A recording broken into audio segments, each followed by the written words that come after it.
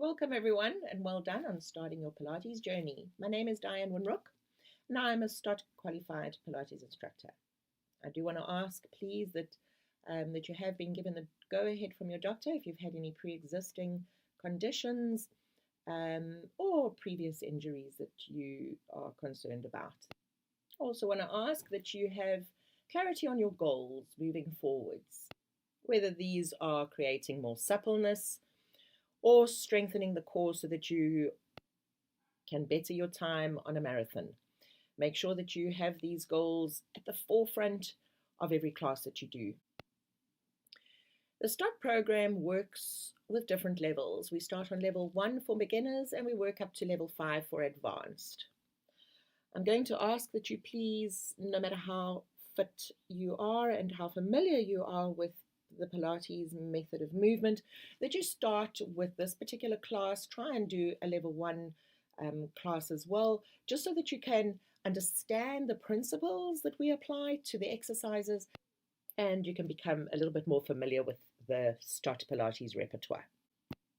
And should you have any concerns, please email me and I will gladly help. Following, I'm going to take you through the 5 basic principles, which is breathing, pelvic placement, ribcage placement, scapular movement and stabilization, head and cervical placement. I'm going to take you through these principles, explain them very briefly to you, and show you how we apply them to the exercises. It's not important for you to learn this off pat.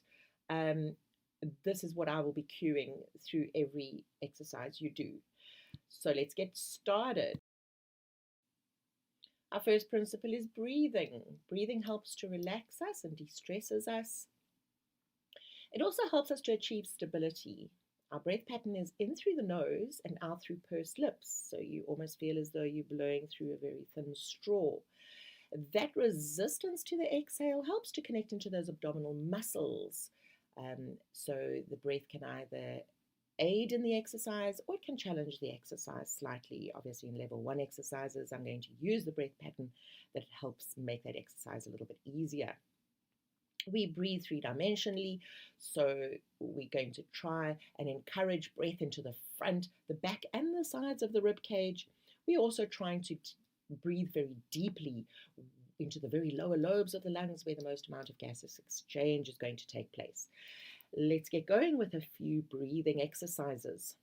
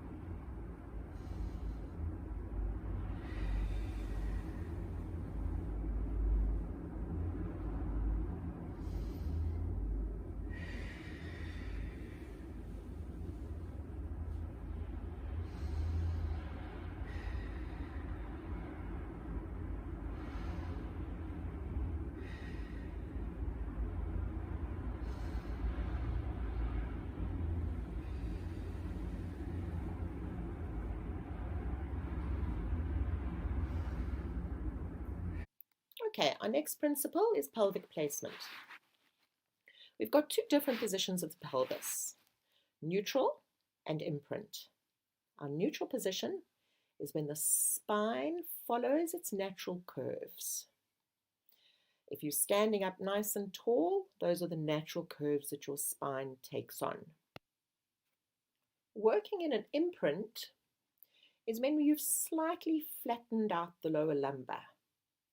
This happens when the obliques are connected, pulling the hip bones towards the rib cage. It creates a little tilt of the pelvis. The pubic bone tilts slightly up towards the ceiling. That position we call an imprint.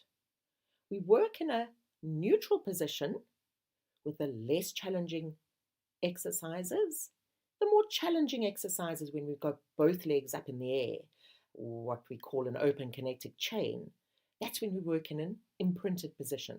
So what we've really done is we've recruited an extra layer of muscles, those obliques, just to help support the lower lumbar a little bit more.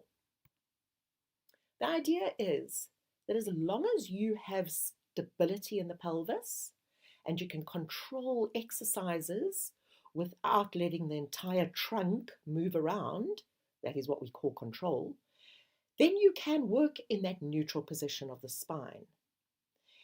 But if you lack control or stability, let me call it, then we need to work in that imprinted position.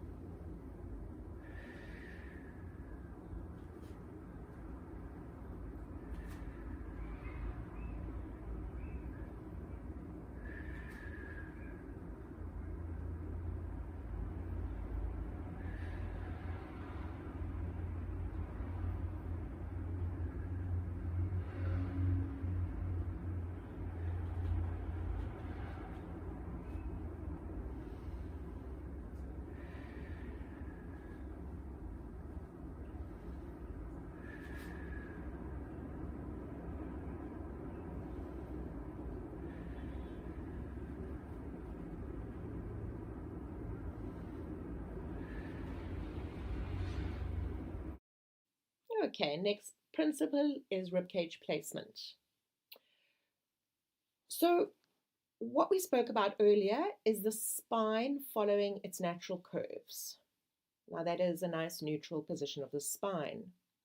The moment our arms start to work, and we're doing circles and we're lifting them above our heads, what tends to happen, if you haven't connected into abdominal muscles, is that the spine changes shape because the rib cage pops open.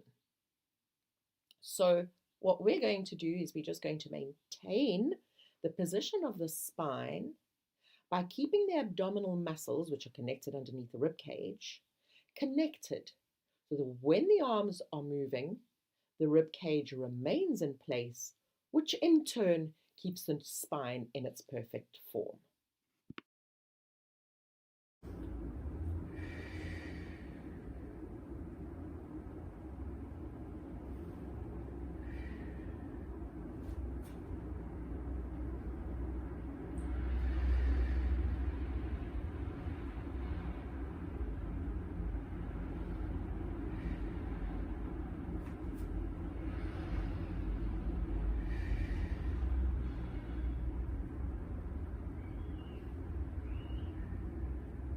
All right, scapular movement and stabilization principle.